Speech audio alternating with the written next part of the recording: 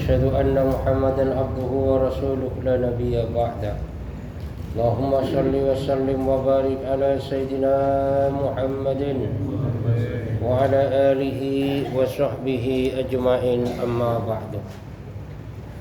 Yang kami hormati para ulama, para ustaz, hadirin hadirat, bapak-bapak, ibu-ibu yang dimuliakan Allah Subhanahu wa taala. Alhamdulillah, Allah Subhanahu wa taala masih memberikan kesempatan kepada kita, masih memberikan kekuatan kepada kita, masih memberikan kemudahan kepada kita, sehingga kita masih bisa melaksanakan salat maghrib secara berjamaah. Kita lanjutkan dengan majlis taklim.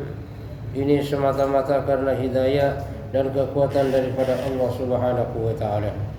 Maka mudah-mudahan seluruh ibadah yang kita lakukan diterima oleh Allah Subhanahu wa taala, menjadi sebab dosa kita diampuni oleh Allah, menjadi sebab dosa orang tua kita, mertua kita, keluarga kita, guru-guru kita, orang kampung kita, bahkan umat seluruh alam diampuni oleh Allah, menjadi sebab selamat daripada api neraka dan masuk surga tanpa dihisab oleh Allah Subhanahu wa taala.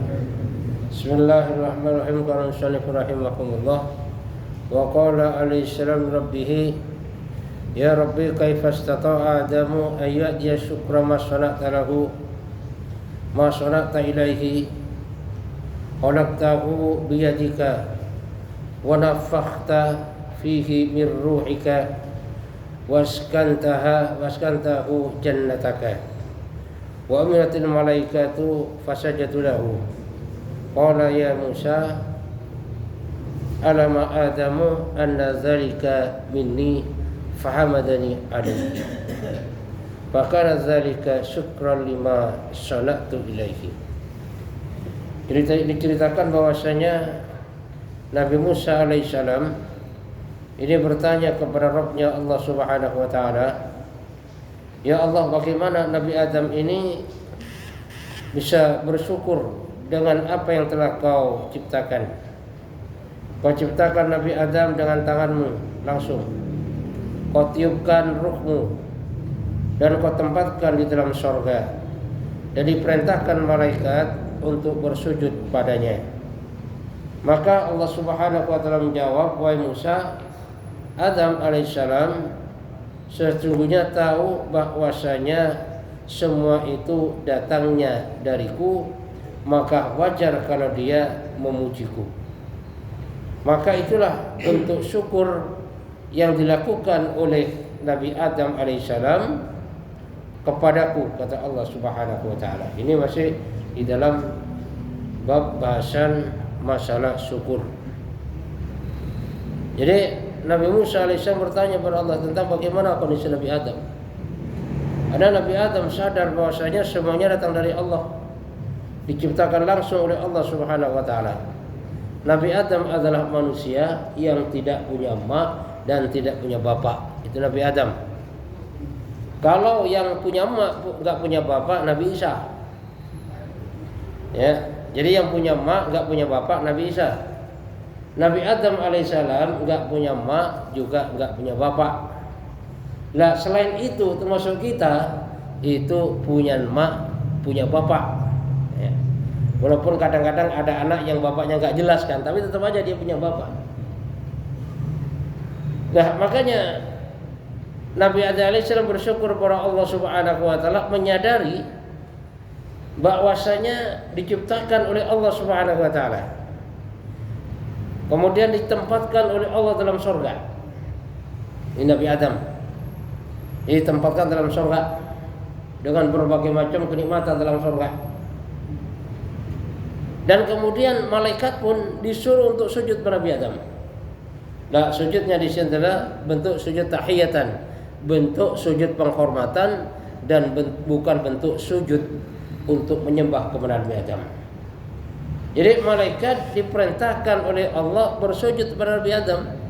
Nah, makanya bentuk kesadaran Nabi Adam, bentuk syukurnya Nabi Adam alaihissalam kepada Allah, maka dia memuji Allah Subhanahu wa taala.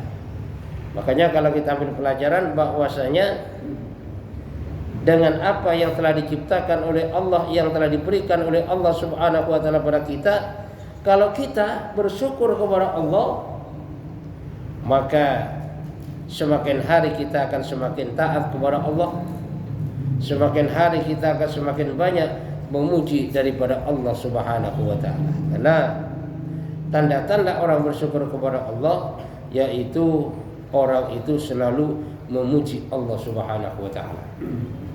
Makanya bahasa yang kemarin bahwasanya Allah ridha kepada orang yang habis makan minum kemudian memuji Allah dengan ucapan alhamdulillah. Itu Allah ridha. Kenapa? Karena tidak semua orang seperti itu, Pak. Jadi ternyata masih banyak orang yang mau makan minum gak baca bismillah, dan selesainya pun gak baca alhamdulillah. Lah padahal kalau dia itu memuji Allah Subhanahu wa taala dengan rezeki yang telah diberikan oleh Allah Subhanahu wa taala, itu sangat luar biasa. Keridhaan Allah diberikan kepada orang yang demikian itu. Nah, makanya kembali lagi bahwasanya Nabi Adam ini sadar, tahu bahwasanya semuanya diberikan oleh Allah, maka dia memuji Allah Subhanahu wa taala. Rawiya an Sa'id an Qatadah anna Nabi sallallahu alaihi wasallam qala arba'un man u'tiyahunna faqad u'tiya khairai dunya wal akhirah.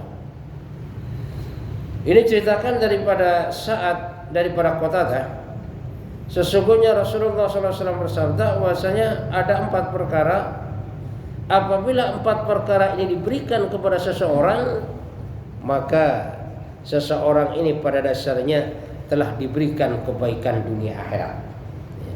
Jadi ada 4 hal apabila diberikan kepada seseorang oleh Allah Subhanahu wa taala, pada dasarnya seseorang ini sudah mendapatkan kebahagiaan, kebaikan dunia akhirat.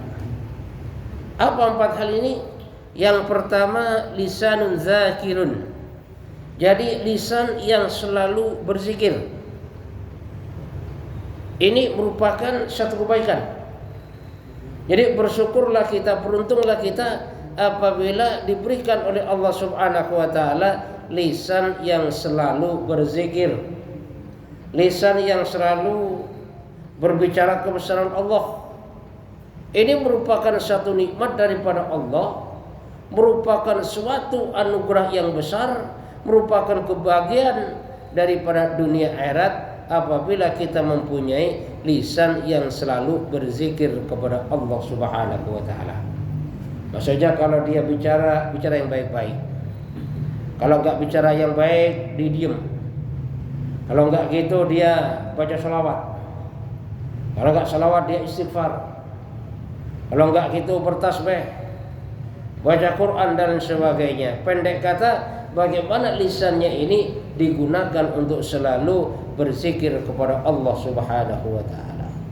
Karena lisan ini punya pengaruh yang sangat luar biasa. Kalau lisannya baik, Pak, maka orang ini tandanya baik. Tapi kalau dari lisannya saja yang keluar keburukan-keburukan, maka itu menandakan bahwasanya orang itu buruk. Makanya kalau orang-orang baik kita tandain bicaranya baik. Ketemu temannya, assalamualaikum, bagaimana kabar? Pendeknya yang ceritakan ini yang baik-baik, yang diomongin yang baik-baik, dan yang ditanyakan yang baik-baik. Ini tandanya orang baik. Kenapa? Lisannya baik.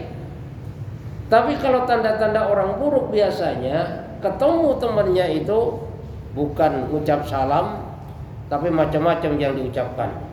Wah, saya kira udah mati kamu, nggak tahunya masih ada. Yang ditanya yang macam-macam juga, yang buruk-buruk juga. Ya. Nah, pendek kata, semuanya yang keluar dari para mulutnya ini adalah yang buruk-buruk. Itu tanda orang buruk. Makanya Pak, kalau orang baik bergaul dengan orang buruk, bawaannya tersinggung dulu. Kenapa? Karena kalau orang buruk itu bicaranya buruk gitu loh. Lah, tapi kalau orang sama-sama buruk bergaul dengan orang buruk, itu udah biasa tuh. Jadi omongannya buruk udah biasa dengerin tuh. Ya kan? Lah tapi kalau orang baik bergaul dengan orang buruk terasa banget. Kenapa? Karena orang buruk itu yang keluar daripada mulutnya itu adalah keburukan-keburukan. Sehingga orang baik kalau mendengarkan bicaranya orang buruk, maka di situ kayaknya kagak enak banget tuh.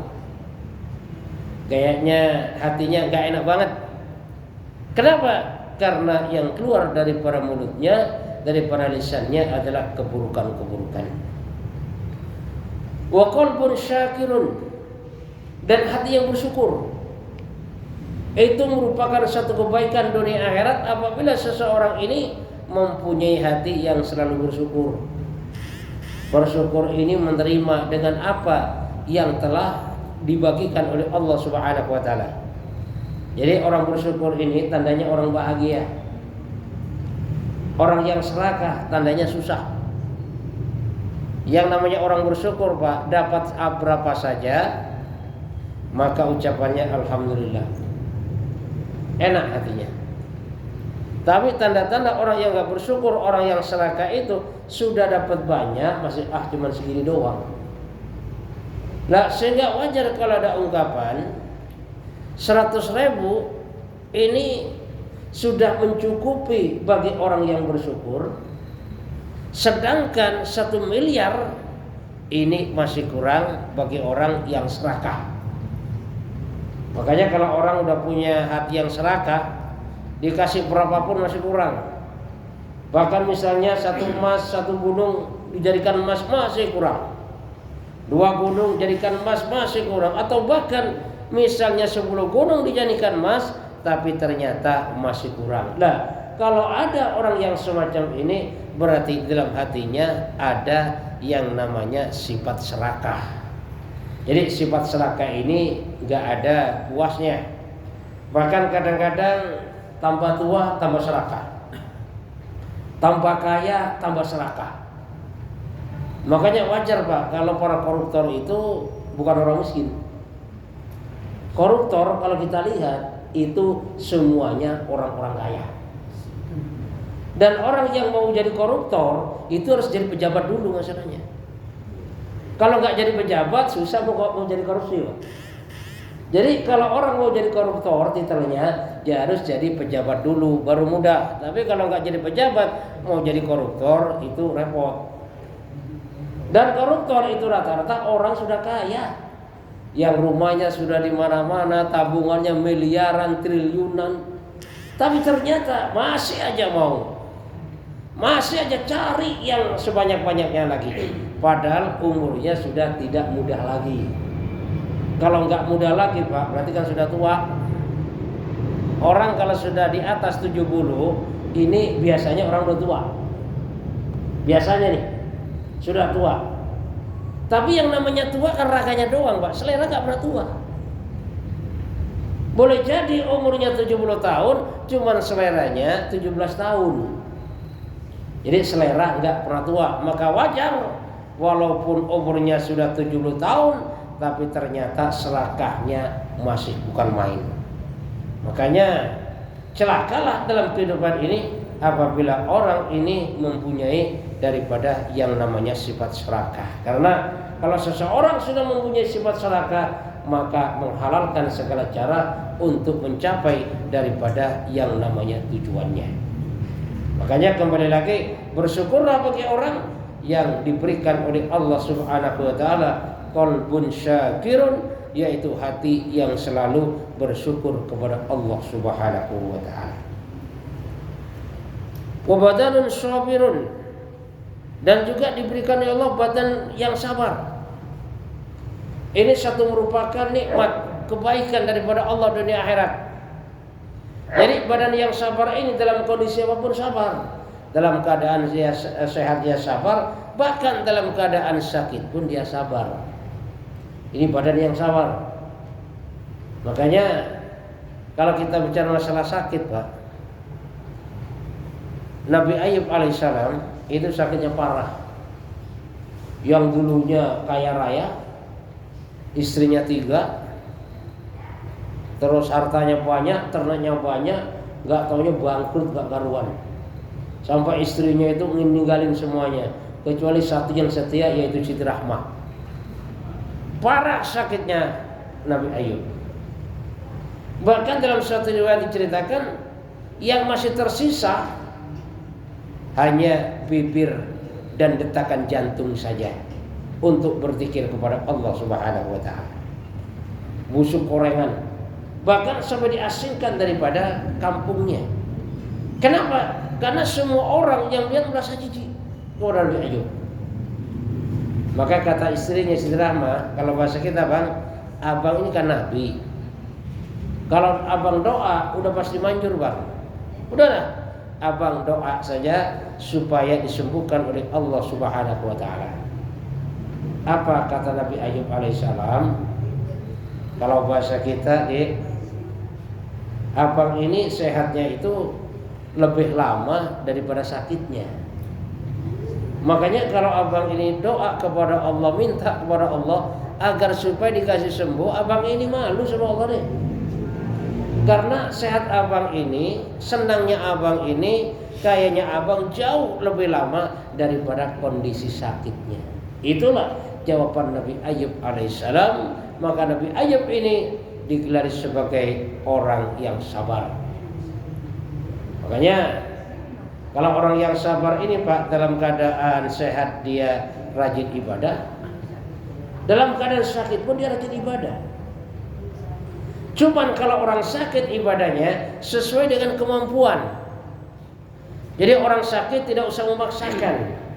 Misalnya nggak bisa berdiri, udah dengan duduk. Kenapa? Karena kalau nggak bisa berdiri, dia maksain berdiri, nanti takutnya tambah sakit. Tapi intinya, walaupun dia dalam keadaan sakit, orang yang bersabar ini tetap melaksanakan ibadah kepada Allah Subhanahu wa taala dengan istiqomah. Tapi tanda-tanda orang gak sabar ini, jangankan sakit parah, Pak, flu saja udah gak sholat ya. Jangankan sakit parah, puyeng dikit udah kagak ke masjid ya. Ini tanda-tanda orang yang gak sabar, orang semacam ini. Padahal yang namanya sholat itu adalah satu perintah yang memang gak ada uzurnya itu sholat. Sampai akhirnya gak bisa berdiri, boleh dengan duduk, gak bisa duduk, bisa dengan berbaring, atau bahkan sampai akhirnya dengan kedipan mata pun masih belum gugur daripada yang namanya kewajiban sholat. Mata ma'aklu sabitan, selagi akalnya masih tetap. Berarti orang ini kalau masih punya akal, berarti dia masih punya kewajiban sholat, walaupun sudah tidak bisa bergerak sama sekali. Nah, tapi kalau seseorang itu misalnya badannya gede, bisa jalan kemana-mana, dan akalnya nggak sehat, maka orang yang semacam ini tidak punya kewajiban sholat. Artinya apa? Artinya yang namanya sholat ini tergantung bagaimana akal seseorang. Kalau dia akalnya normal, wajib sholat. Kalau akalnya nggak normal, dia gila, maka tidak punya kewajiban untuk melaksanakan sholat. Lah, makanya kembali lagi tanda-tanda orang bersyukur ini, yaitu orang yang selalu menjaga ibadahnya kepada Allah Subhanahu wa taala. Dan apabila seseorang ini mempunyai badan yang syukur, badan yang sabar, maka ini merupakan satu kebaikan daripada dunia dan akhirat. Apalagi kalau orang udah mempunyai sabar, Pak, badannya enak, makan enak, itu seneng kan? Kenapa? Karena ada juga orang makan itu kagak enak, makan banyak pantangan kagak enak, Pak. Ya coba dah. Misalnya duit kita banyak, cuman pantangan dulu kagak enak, Pak. Mau buat apa itu duit? Ya kan? Dan yang selanjutnya adalah 4 kebaikan apabila diberikan oleh Allah Subhanahu wa taala kepada seseorang. Ini termasuk sudah diberikan apa itu kebaikan dunia akhirat, yaitu wa zaujatun mu'minatun sholihatun, yaitu apabila seseorang ini diberikan istri yang beriman yang solehah. Solehah itu berarti baik. Ini merupakan satu nikmat dunia akhirat apabila seseorang ini diberikan istri yang beriman dan istrinya itu baik. Udah enak banget, Pak. Makanya kalau kita udah punya istri soleh enak banget. Orang kaya udah istrinya cantik, soleha, enak banget Pak hidupnya. Orang miskin walaupun istrinya pas-pasan tapi soleha baik, enak banget hidupnya. Yang repot udah miskin, istrinya kurang ajar, wah ini enak banget ini. Udah bawaannya udah pengen mati duluannya dah. Kenapa? Udah gak kuat rasanya. Bahkan kadang-kadang walaupun seseorang itu kaya raya, duitnya banyak, rumahnya banyak, dia punya istri cantik, kalau nggak soleha, bawaannya makan hati. Nggak makan nasi, nggak makannya hati tiap hari. Kenapa? Karena istrinya nggak soleha. Makanya kalau seseorang ini sudah diberikan istri yang soleha oleh Allah, itu sudah merupakan satu kebaikan daripada dunia sampai akhiratnya Allah Subhanahu wa taala. Istri yang soleha itu Pak, istri yang ngerti apa sih kemauan suami. Bahkan diantaranya kata Nabi, idza nadzarka syaratka, apabila dipandang selalu menyenangkan. Itu istri solehah. Jadi kemauan suami dia tahu dia.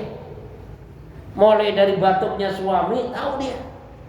Kalau batuknya gini, ini tandanya apa? Kalau sudah batuknya gini, ini bengkak beneran nih. Tahu itu istri itu. Itulah istri yang solehah. Ya, nggak banyak permintaan. Jadi istri solehah itu udah baik pengertian dan tidak banyak permintaan. Gimana nggak senang suami? Nah, istri yang nggak solehah itu, istri yang nggak baik itu terlalu banyak permintaan. Nggak tahu kondisi suami, bawaannya terlalu banyak permintaan. Coba bayangkan kita punya istri wajahnya pas-pasan, terlalu banyak permintaan, karena ribet juga urusan Pak, gedek juga kadang-kadang. Nah, makalah beruntunglah seseorang yang dikasih istri oleh Allah Subhanahu wa taala, istri yang beriman, yang solehah, yang merupakan istri yang akan bareng-bareng dari dunia sampai akhiratnya Allah Subhanahu wa taala. Silakan Pak, barangkali ada pertanyaan.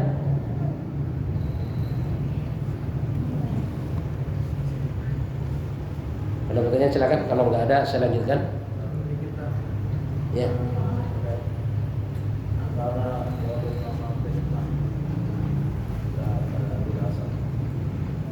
Nah. Oh gitu. Jadi kalau zalim itu meletakkan sesuatu yang bukan pada tempatnya, itu zalim. Ya, zalim itu bisa juga zalim kepada diri sendiri atau zalim pada orang lain. Contohnya zalim pada diri sendiri. Kita berbuat dosa Pak, pada dasarnya zalim pada diri kita itu. Kita langsung ngegampar orang, itu zalim pada diri kita. Atau bahkan kita menzalimi seseorang melalui perasaan juga. Artinya apa? Artinya meletakkan sesuatu yang bukan pada tempatnya, itu merupakan satu kezaliman. Dan adapun fitnah, fitnah ini adalah menyebarkan suatu berita yang memang berita ini nggak sesuai dengan kenyataan. Itu fitnah. Lah, tapi kalau kita menyebarkan berita sesuai dengan kenyataan, itu namanya ghibah. Misalnya si A berbuat begini, disebarkan sama temannya, itu namanya ghibah. Kalau si A tidak berbuat apa-apa, tapi ternyata disebarkan dengan perbuatan yang macam-macam, itu adalah fitnah. Wal fitnatu asyaddu minal qatl, dan fitnah ini lebih kejam daripada yang namanya pembunuhan.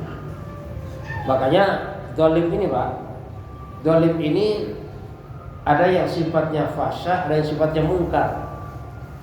Zalim yang sifatnya fasya ini kezaliman yang kita lakukan untuk merugikan kita sendiri. Itu fasya. Artinya perbuatan yang memang merugikan kita sendiri. Suatu contoh, udah tahu batuk bengek, masih juga merokok. Itu namanya zalim pada dirinya sendiri itu. Udah bengek itu. Ya, udah batuk melulu, tapi masih aja 5 bungkus habis rokoknya, itu zalim tuh. Ya kan? Itu zalim pada diri sendiri. Orang enggak sholat zalim pada diri sendiri itu. Ya kan? Orang berbuat dosa zalim pada diri sendiri itu. Makanya Nabi Adam alaihissalam kan doanya, Rabbana zalamna anfusana wa illam taghfir lana wa tarhamna lanakunanna minal khasirin. Jadi Rabbana zalamna, ya Allah, ya Tuhan kami, zalamna, kami berdua telah melakukan kezaliman, anfusana, kepada diri kami berdua. Artinya apa? Artinya Nabi Adam dan istrinya Siti Hawa telah melakukan kezaliman, berbentuk kesalahan, mengambil daripada buah yang dilarang di sorga, yaitu buah kulti. Dan yang sifatnya kemungkaran itu, yaitu kezaliman yang dilakukan untuk merugikan daripada yang namanya orang lain. Jadi apapun itu bentuknya, kalau memang itu merugikan orang lain, berarti itu bentuk daripada yang namanya kezaliman. Ya, bisa juga zalim pada keluarga, bisa juga kalau pemimpin zalim pada bawahan, atau bahkan kalau dia pejabat zalim pada rakyat, itu sangat luar biasa, Pak. Ya kan? Semakin banyak orang yang kita zalimin, maka di situ semakin banyak kita disumpahin. Makanya Pak, kalau jadi pemimpin hati-hati, ya. Kalau nggak amanah. Kenapa? Karena misalnya kita mimpin 1.000 orang, 1.000 orang pada sakit hati semuanya pada kita, berarti sakit hati daripada 1.000 orang itu kumpul jadi satu kepada kita, menyumpahin kita, Pak. Dan itu berakibat nggak bagus. Ya. Makanya misalnya seorang pemimpin kalau banyak kezaliman, kalau nggak tobat kepada Allah Subhanahu wa taala, maka nanti hidupnya akan sengsara dari dunia sampai akhirat. Ya barangkali kalau masih menjabat, masih petetang kan, adigang adiguna, sapa sura sapa ingsun, iya masih menjabat bisa. Lah tapi nanti kalau udah pensiun pakai orang culun kadang-kadang, ya kan? Berjalan di jalan kagak ada yang negur, ya kan? Mau ngopi di warung kagak dilayanin. Kenapa? Orang tahu masih sakit hati. Nah. Dan itulah ya perlunya bagaimana kita agar supaya ingat. Jadi apapun kita ingat. Misalnya kita jadi pejabat, udahlah jangan zalim dah. Kenapa? Karena kezalim itu nanti banyak disumpahin orang. Kalau udah pensiun nggak ada yang reken, ya, nggak ada yang mau berteman. Bahkan kadang-kadang teman tetangganya kenduri kagak diundang itu Pak. Dan nanti sakit kagak ada yang nengokin. Bahkan nanti yang sholat aja harus dibayar. Bahkan repot lagi kalau dia meninggal kagak ada yang layat itu. Nah, kenapa? Itu semuanya hasil buah daripada perbuatannya yang berupa kezaliman itu tadi. Insyaallah Pak, mudah-mudahan Allah Subhanahu wa taala berikan kepahaman kepada kita. Ya, silakan. Tadi ada istilah fitnah lebih kejam dari kebenaran. Itu penjelasannya bagaimana? Gini. Jadi fitnah lebih kejam daripada pembunuhan. Makanya kalau orang difitnah Pak, bisa jadi gara-gara fitnah orang nggak saling dibunuh. Contohnya zaman PKI dulu kan ya. Jadi walaupun dia bukan PKI, coba difitnah aja lah sama temannya. Itu PKI itu dibunuh itu Pak. Padahal dia bukan PKI karena fitnah. Dan fitnah ini bisa juga membunuh orang secara pelan-pelan. Dipermalukan di masyarakat. Contohnya gini, misalnya si A itu sebenarnya gak berbuat macam-macam, cuma dihembuskan oleh seseorang, dihembuskan suatu fitnah, dianggap si A ini berbuat yang macam-macam sehingga dia malu di depan masyarakat, harga diri jatuh, dilecehkan oleh masyarakat. Kenapa? Gara-gara difitnah oleh orang yang tidak bertanggung jawab. Pada dasarnya dia itu tidak pernah berbuat apa-apa. Makanya fitnah ini bisa jadi membunuh orang secara pelan-pelan, bisa juga membunuh secara fisik, atau bahkan termasuk membunuh daripada yang namanya harga diri seseorang. Insyaallah ya. Mudah-mudahan Allah Subhanahu wa taala memberikan kepahaman kepada kita. Subhanallah bihamdika asyhadu an la ilaha illa anta astaghfiruka wa atubu ilaik. Wassalamualaikum warahmatullahi wabarakatuh.